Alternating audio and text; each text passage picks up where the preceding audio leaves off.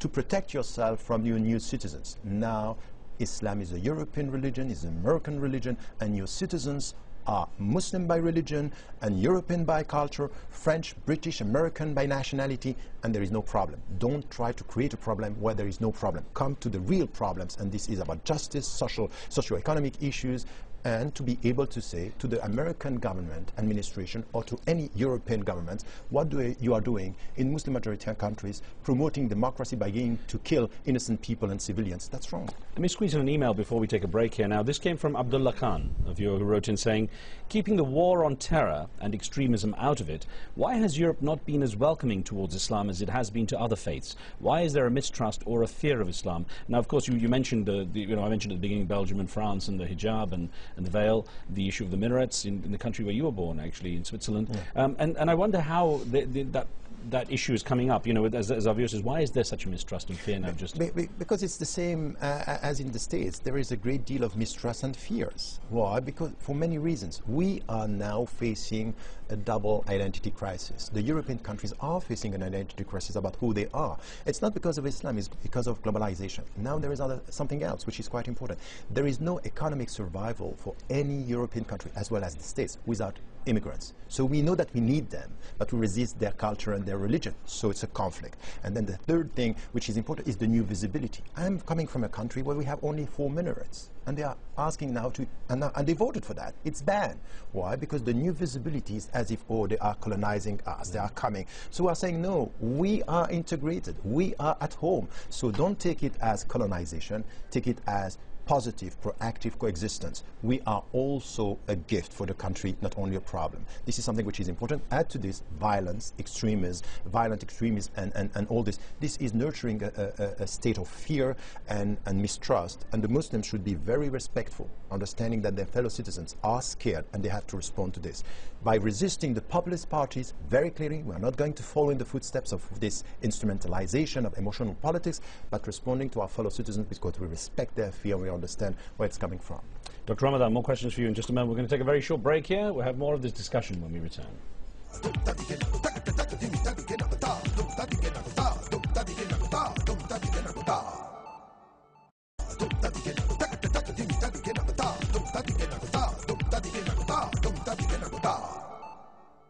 Welcome back. We're looking at the relationship between Western culture and Islam and how the two coexist.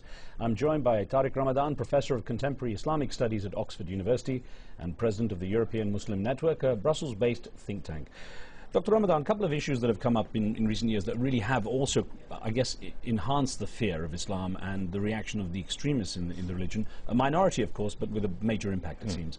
Recently, South Park, an American cartoon, portrayed religious figures, including the Prophet Muhammad, as a teddy bear in this case. We've had the issue of the Danish cartoons. When we look at issues such as the South Park cartoon, the issues of the Danish cartoons, and the reaction, the divisions it's causing, what is needed from the Muslim side to be able to step back?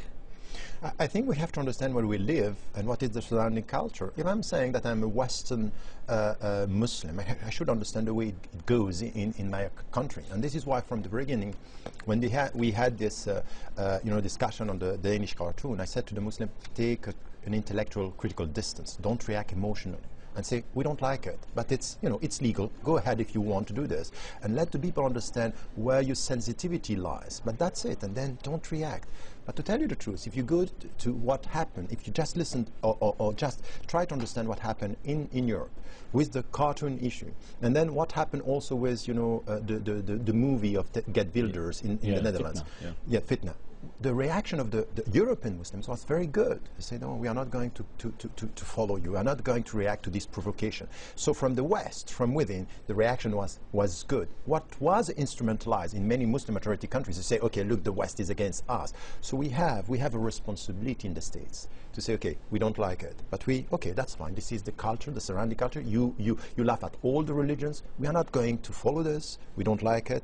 But our reaction is wise, open-minded, we are ready to talk about it, and you also have to understand that it hurts us just to be treated like this. But if you want to go ahead, go ahead. It's legal, it may be silly, but this is the way we go. And I think that this wisdom is necessary, and this is a great responsibility of Western Muslims. If we want to be also connecting this to Muslim majority countries and not to let this being instrumentalized. What we need is more democratization in the Muslim majority countries, not instrumentalization of our tension here just to prove that what they are doing is right there. Don't give them a weapon, in Exactly. effect. Yeah. Now, we had one of our regular viewers, Richard Wehe, said a couple of interesting comments in one of his emails, and here's one of them. It came in talking about Islam. It says, I think in Islam, the veil is a symbol of separation from society. How separated can one be in public places, regardless of how you are dressed? And has the veil outlived its usefulness? And I wonder to what degree the Western world should have to accept the practices of communities and cultures that come in. I think it's a very deep question, and on this we have to be quite clear. As a Muslim, and as a Muslim wherever I am, in the West or in Muslim majority countries, I have to take a very clear stand. It's a question of freedom. We cannot impose on women to wear the headscarf or the veil. The headscarf is the right way. And it cannot be, we cannot impose onto her to take it off.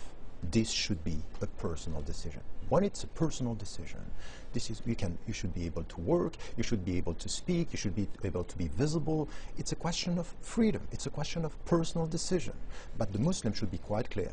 We are not going to accept any society, any community imposing onto the woman to go for this. Because the headscarf, spiritually, it's a liberation process. It's to work on your ego and to say what is inside is much more important than what you see.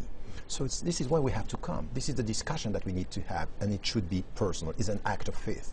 And in the West, the Western countries, it should be also quite clear. And this is why I think that the message that the President Barack Obama sent to the French, no one can impose onto the woman the way she should be dressed, is something which is quite important. So it's not only to accept, it's to understand the deep spiritual message in it. And the Muslim woman here should be quite vocal. They should be able to articulate a discourse coming from spirituality to a visible presence within society. How difficult is it for you to get across this message you're trying to when there's so much confusion between culture and religion?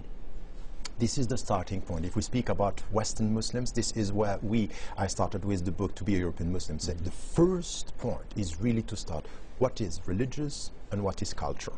And this is where we have some problems on the question of women, for example, and culture, and the way we deal with things. So this is the gap between what Islam says and what Muslims think. Exactly. This is the point, and this is where, I put it very simply, but it's quite complex. There is no religion without culture. There is no culture without religion, but religion is not culture. So we need to build up, and this is the work I have been trying to do for the last 25 years, to be faithful to the Islamic principles, but to take from the surrounding culture. There are many things in the American culture or the European culture that are more Islamic than in the cultures of origin, Asian, Arab. This is something which is quite important. We shouldn't remain Arabs to be good Muslims. And this is why I say to the converts, don't try to Arabize yourself, to Pakistanize yourself, to Asianize yourself. Just be yourself with your culture, take what is good and promote what is good from within. So try to have a blossoming multiple identities. This is the way forward. Now, of course, it's interesting in America, where there's a strong Christian culture and there's a sense of, in many cases, supremacy associated with that Christian culture. Richard Wehe, again, our viewer sent in this also in his email, and it asks about this. Christianity allows for the supremacy of the state on earth. How does Islam reconcile the existence of a secular state tolerating multiple religions and claiming supreme and final authority in its domain? It's a good question, because Muslims should reassess their understanding of the secular system. They were looking at the secular system from a historical experience in the Muslim majority countries. And secularism in the Muslim majority countries was not about freedom and was not about being in a pluralistic society. It was about, all the regimes that supported the secular system were dictatorships. It was about no religion, and even sometimes the translation into Arabic was La Diniya, no religion at all. So it was a historical experience. You come here now in the West, in America, and you understand that this was a way to separate, to distinguish between authorities, to help you to live as a good Muslim, as a good Christian, as a good Jew, whatever you want. So we have to reassess this. We don't have a problem with this law. We don't have a problem with this separation. More than that, that even, what I'm saying from the classical Islamic tradition, the separation of authority, what is due to God, and the way you deal with the authority on earth, there are two different things. So you can rely on your religion and your ethics just to try to find a way, but you don't deal with the human authority the way you deal with, for example, the ibadat, anything which has to